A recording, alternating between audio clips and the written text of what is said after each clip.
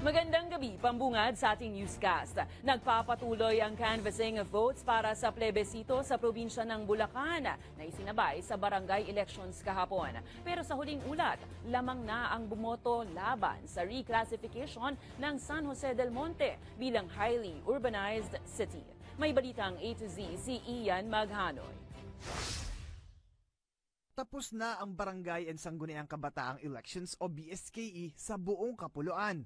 Gayunpaman, nagpapatuloy pa rin ang puspusang canvassing of votes o ang pagbibilang ng boto sa probinsya ng Bulacan, partikular sa San Jose del Monte.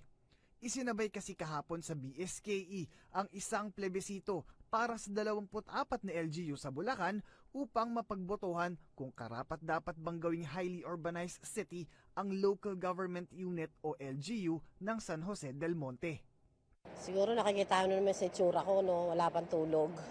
Ganon din yung mga tao dito, lalo na yung mga teachers natin. Nag-convene lang kami ng 6 o'clock kagabi. Nag-recess habang naghihintay ng mga plebiscite returns.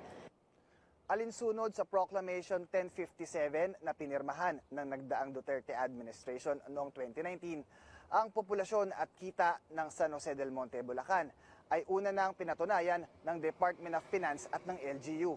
Ibig sabihin, kwalipikado na ang San Jose del Monte, Bulacan na ma-ratify bilang isang highly urbanized city sa oras na ito ay humakot ng boto mula sa plebisito ng buong Bulacan. Pero sa ngayon, nangingibabaw ang bilang ng mga bumotong hindi pumayag dito, kabilang ang ilang residente ng Malolos City. Kasi dapat hindi alis ng San Jose del Monte, hindi maging city. Kasi Bulacan yan eh. Kung papayag sila, papayag din ako. Mag-yes din ako kung ganun. Gayunpaman, kumbinsido ang mga residente ng San Jose del Monte na uunlad ang kanilang LGU kung yes ang kanilang boto. Yung pagtaas ng sahod, yung pagtatayo ng malalaking pabrika dito sa amin para yung mga kagaya, yung mga parating na mga kabataan, di ba? Hindi na sila lalayo, dito na lang.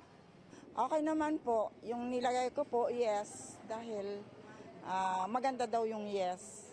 Okay, kumbaga kung yung San Jose daw ay magiging mag-improve pag yes ang lumabas.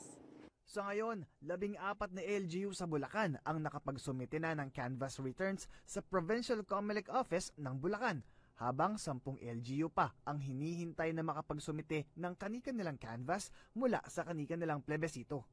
Otomatiko namang mababasura ang naturang proklamasyon sa oras na makahakot ng mas maraming botong no ang naturang plebisito. Ganun po talaga yun. Yung nagtatanong kung bakit po probinsya ng Bulacan ang boboto, pagkatay desisyon po ang Korte Suprema sa kaso ng Umali versus Comelec kung saan nasabi ng Supreme Court dahil nas maapektuhan yung buong constituency, maapektuhan yung mismong area at the same time yung mismong tira o yung income ng probinsya. Para sa Balitang A to Z, Ian Maghanoy.